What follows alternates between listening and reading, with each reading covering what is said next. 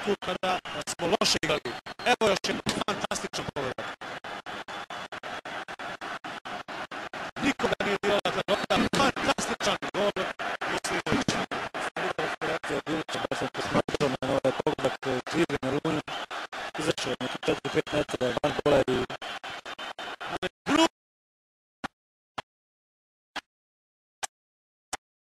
i